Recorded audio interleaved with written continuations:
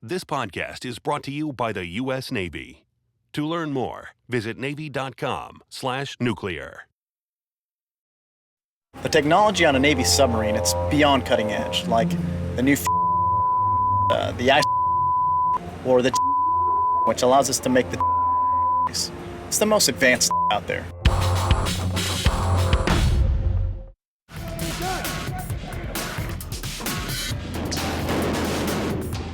Within minutes of entering Hawija on a routine security mission, 30 American soldiers are attacked by roughly 100 heavily armed insurgents. Now, their mission is to somehow survive. Turning back really wasn't an option. It was either move forward, engage with the enemy, or take a chance of being destroyed. 1717, this is 16. To attack the insurgents, Captain Johnson plans to move his squad west along Market Street and establish a foothold at the first intersection. It's been tough going. Sergeant Victor Benavides and his advanced squad of 8 are the only ones to have reached the intersection thus far. Johnson leads the middle unit. The Humvee squad brings up the rear. Typical Army doctrine suggests that you would engage a force and continue to engage if you outnumber them 3-1. At this point in the altercation, we were outnumbered 3-1.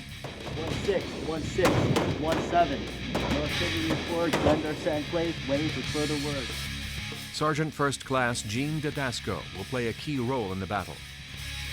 16, 17. He's in the rear with the 2 Humvees at the government complex on Market Street. I need you to bring those vehicles down here back on Market Street. We have 1 casualty. Say again, 1 casualty.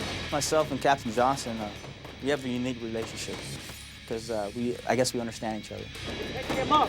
Once you've done so, I need you to move those gun trucks forward in support of us. We work independently and then we communicate, this is what I'm doing, this is where these guys are at, and then vice versa. That way we know we have a good situational awareness on the ground.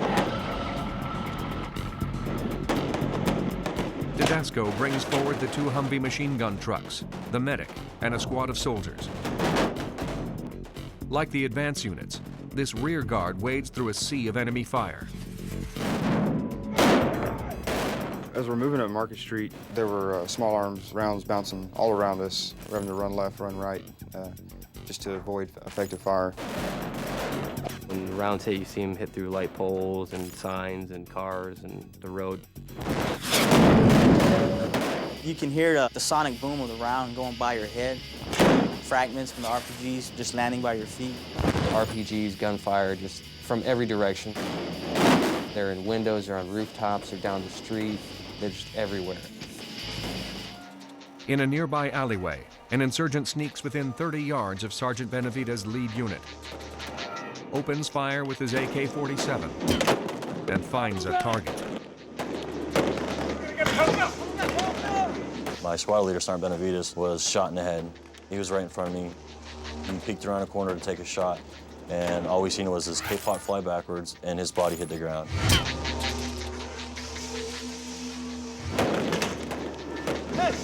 Helmet on. Sorry there. Shot in the head. It looked pretty bad because his whole body elevated from the ground, and then he impacted on his back. It's one of the most bizarre incidents of the entire battle. All right? Yeah.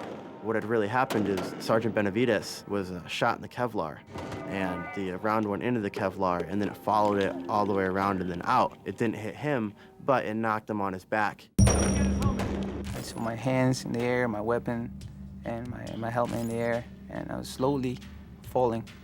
Everything was in slow motion at that time, and I hit very hard at the ground.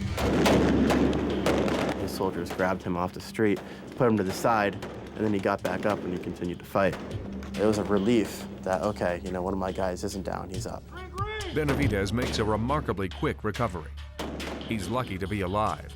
Everybody, including the insurgent, thought the shot was fatal. I saw the guy, and I believe now if he's still alive somewhere in Iraq, he probably thinks I'm dead, but I'm not. He missed.